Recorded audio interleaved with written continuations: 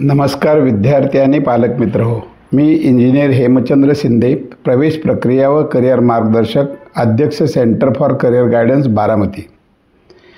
Career options after 12th science भाग 3मध्ये आज आपण व्हेटरनरी सायन्समधील करिअरबाबत माहिती घेऊया. Bachelor of veterinary science and animal husbandry BVSc and AH degree course म्हणजेच पशुवैद्यकीय पदवी BVSc अँड AH अभ्यासक्रम. या अभ्यासक्रमासाठी प्रवेश घेऊ इच्छिणाऱ्या विद्यार्थ्यांना स्टेट लेवल प्रोसेस आणि all India quota level process अशा 2 प्रोसेसला सामोरे जावं लागतं. व्हेटरनरी कॉलेजमधील 85% जागा ह्या राज्यातील विद्यार्थ्यांना राज्याचं डोमिसाईल आणि राज्यातून 10वी-12वी, त्याचप्रमाणे 15% जागा ह्या ऑल इंडिया कोट्यासाठी असतात. तर 85% स्टेट कोटा प्रोसेस आपल्या राज्याची महाराष्ट्र पशु व मत्स्य विद्यालय विद्यापीठ नागपूर यांच्यातर्फे राबवली जाते. त्यांची वेबसाईट आहे mafsu.ac.in आणि 15% ऑल इंडिया कोटा प्रोसेस ही भारतीय पशु चिकित्सा परिषद, व्हेटरनरी काउन्सिल ऑफ इंडिया यांच्यातर्फे राबवली जाते. ज्याप्रमाणे मेडिकलची all India process medical council कमिटीतर्फे, त्याच पद्धतीवर व्हेटरनरीची प्रोसेस व्हेटरनरी काउन्सिल ऑफ इंडियातर्फे राबवली जाते आणि त्यांची वेबसाईट आहे vci.admissions.nic.in. आता आपण प्रथम पाहूया BVScची राज्याची process. Maharashtra animal and fishery sciences university Nagpur यांच्यातर्फे संपूर्ण प्रवेश प्रक्रिया राबवली जाते.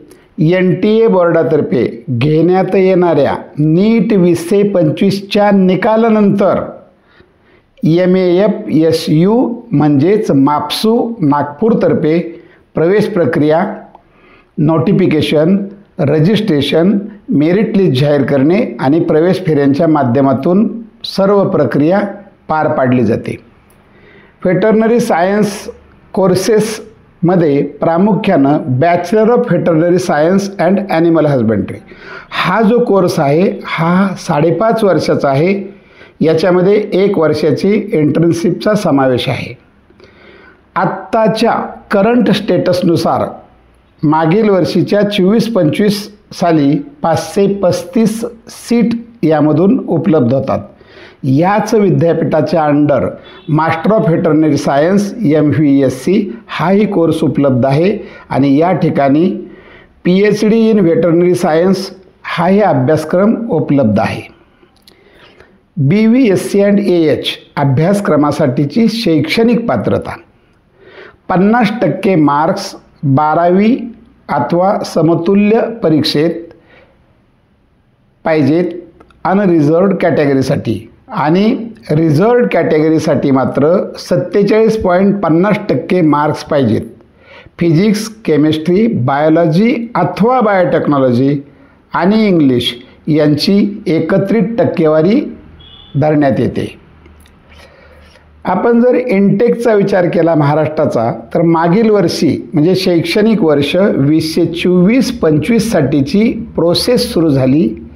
त्यावेळी 455 जागा उपलब्ध होत्या आणि सद्यस्थितीमध्ये महाराष्ट्रामध्ये एकूण 6 कॉलेजेस आहेत. याच्यामध्ये नागपूर व्हेटरनरी कॉलेज 100 जागा, नंतर बॉम्बे व्हेटरनरी कॉलेज 100 जागा, शिरवळ सातारा 75 जागा, परभणी 100 जागा आणि उदगीर 80 जागा यांचा समावेश आहे. नुकतंच college of veterinary and animal science Akola या ठिकाणची ॲडमिशन प्रोसेस सद्यस्थितीत सुरू असून तिथून 80 जागा उपलब्ध होत आहेत.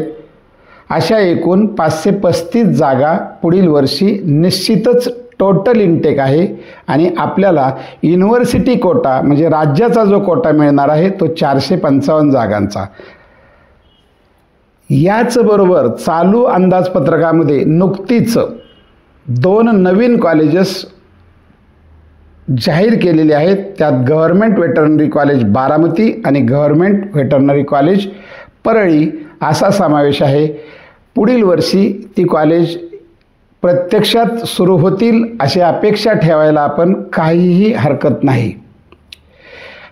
नवीन कॉलेज अतिशय आनंदाची गोष्ट असते, परंतु मागील वर्षीची ॲडमिशन प्रोसेस पूर्ण झालेली आहे आणि त्यानंतर college of veterinary and animal science Akola याच्या 80 सीटसाठी मान्यता देण्यात आलेली आहे आणि तेही शैक्षणिक वर्ष 2024-25 सालच्या ॲडमिशनसाठीच.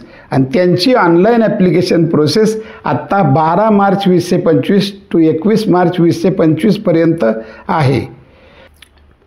महाराष्ट्रातील reservation मेडिकलप्रमाणेच SC 13%, ST 7%, VJ DTA 3%, NTB 2.5%, NTC 3.5%, NTD 2%, OBC 19%, EWS 10% आणि महाराष्ट्रातलं SCBC रिझर्वेशन 10% असं 70% आरक्षण आहे.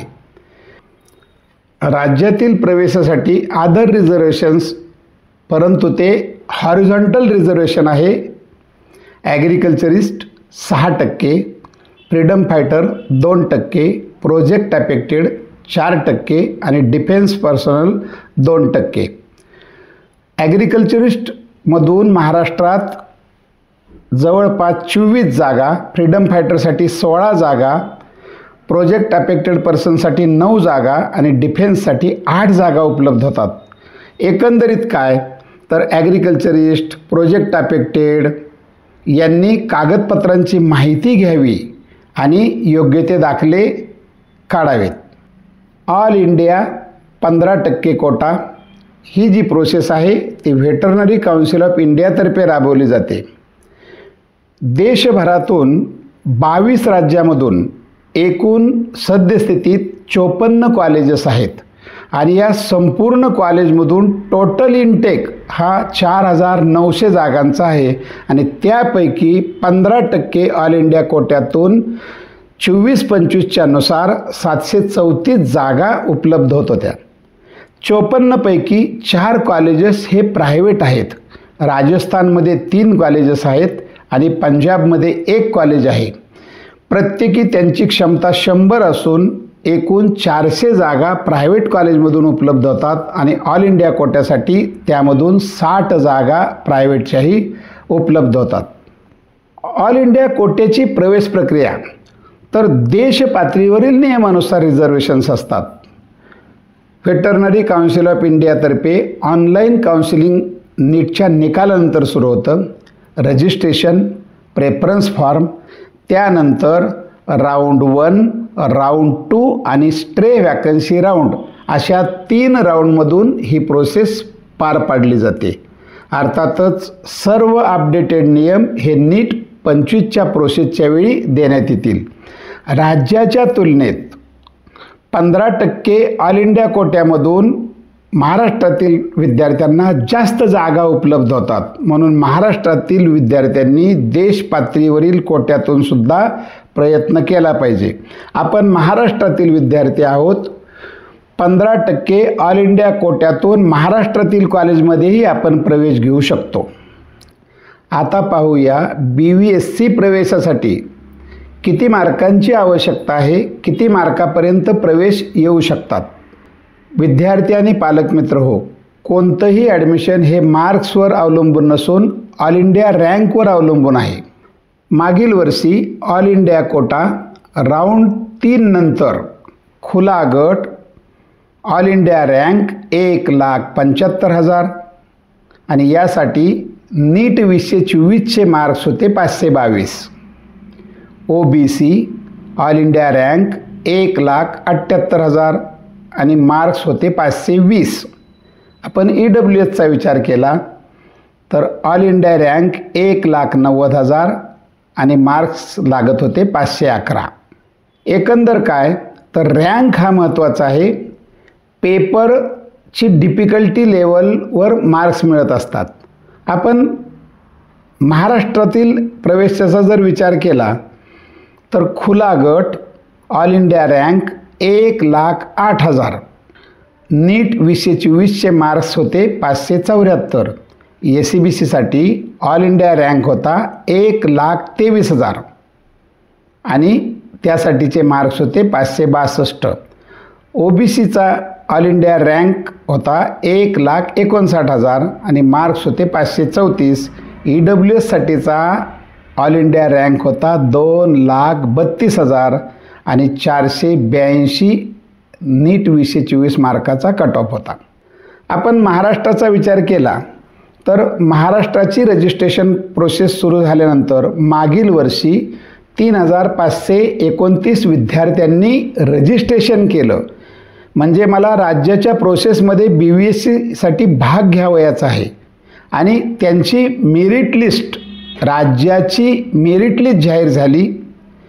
त्यानुसार स्टेट मेरिट लिस्ट नंबर 1 ज्याचा होता त्याला 675 मार्क्स होते. स्टेट मेरिट लिस्ट नंबर 400 ज्याचा होता त्याला मार्क्स होते 537 आणि ऑल इंडिया रँक होता 1,55,000 आणि स्टेट मेरिट लिस्ट नंबर ज्याचा 1,000 होता त्या विद्यार्थ्याला नीटचे मार्क्स होते 460 आणि ऑल इंडिया रँक होता 2,67,000. एकंदर ही मेरिट लिस्ट होती. हिचा अभ्यास करण्यासाठी संपूर्ण मेरिट लिस्ट जी आहे तिची लिंक डिस्क्रिप्शन बॉक्समध्ये देण्यात येत आहे. विद्यार्थी आणि पालक मित्र हो, पशुवैद्यक शास्त्र हे पारंपरिकदृष्ट्या कृषी क्षेत्राशी निगडित आहे. या शास्त्रात पशुसंवर्धन, दुग्ध व्यवसाय, प्राण्यांची शरीर रचनाशास्त्र, पशु व्यवस्थापन, प्राण्यांचे आजार व औषधोपचार, कुक्कुटपालन, इमूपालन, शेळी, ससे, वराह पालन अशा नवीन प्रकारच्या करिअरचा समावेश या पदवी अभ्यासक्रमात केलेला असतो. नष्ट होत चाललेली एकत्र कुटुंब पद्धती, त्यामुळं धकाधकीच्या जीवनात एकटेपणा दूर करण्यासाठी पाळीव प्राणी विशेषतः कुत्रा, मांजर पाळले जातात. त्यांच्यासाठी पशुवैद्यकास प्रचंड अशी मागणी आहे. या कोर्सनंतर करिअरची संधी कुठं उपलब्ध होते तर व्हेटरनरी डॉक्टर म्हणून स्वतःचा व्यवसाय सुरू करता येतो. त्याचबरोबर केंद्र आणि राज्य शासनाच्या पशुसंवर्धन विभाग, पशुचिकित्सालय, अभयारण्य, प्राणी संग्रहालय तसेच भारतीय सैन्य दलातील ॲनिमल स्क्वॉड्स व फार्म्सची काळजी घेण्यासाठी नोकरीची संधी मिळते. त्याचबरोबर नामांकित औषध कंपन्या, त्यांचा संशोधन विभाग, पशुखाद्य कारखाने, घोड्याचे फार्म्स अशा ठिकाणी तर पदव्युत्तर शिक्षण घेतल्यास जागतिक स्तरावर करिअर करण्याची संधी प्राप्त होती. पण अत्यंत महत्त्वाचं, याच क्षेत्रात करिअर करायचं असल्यास विद्यार्थ्याकडे प्रामुख्याने प्राण्याविषयी जिव्हाळा, सहानुभूती, चिकाटी, संशोधन वृत्ती, सेवाभाव, कामाविषयीची निष्ठा तसेच वेळेचे बंधन न पाळता सेवा देण्याची इच्छाशक्ती आवश्यक आहे आणि आवड तर पाहिजेच. विद्यार्थी आणि पालक मित्र हो, आपण पाहिलं प्लॅन A MBBS अथवा वैद्यकीय शाखेतील BDS, BAMS, BHMS. Plan B IISER, NISER, BVSC. आपण आपल्या चॉईसनुसार प्लॅन A सुद्धा आयसर, नायसर हे BVSC आवडीनुसार घेऊ शकता. हे सर्व एकाच लेवलचे आहेत. पण BVSC बाबतीत विचार केला तर निर्णय कधी घ्यायचा आहे? आज नाही. नीट निकालानंतर आपल्याला प्रोसेसला सामोरे जायचं आहे. सद्यस्थितीत कोणताही फॉर्म भरावायचा नाही. त्याच्यामुळं आज आपण फक्त नीटच्या अभ्यासाकडे लक्ष द्यावं. नीट 25 परीक्षेच्या निकालानंतर ऑल इंडिया आणि राज्याची प्रोसेस सुरू झाल्यानंतर नवीन नियमानुसार अपडेटेड माहिती पुन्हा आपणास देण्यात येईलच. प्रायव्हेट MBBS प्रचंड फी आहे आणि म्हणून दरवर्षी BVSCच्या ॲडमिशनचा कट ऑफ हा वाढत आहे.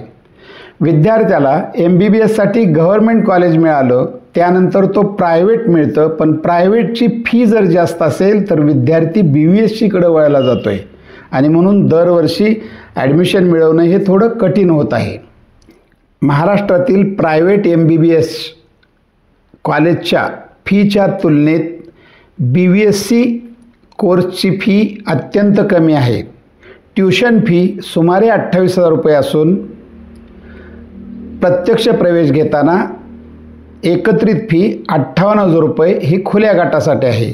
यातही नियमानुसार राज्यातील विद्यार्थ्यांना फी सवलतही मिळते. यानंतर पुढील भागात आपण आणखी करिअरसाठी काही प्लॅन बी पाहूया.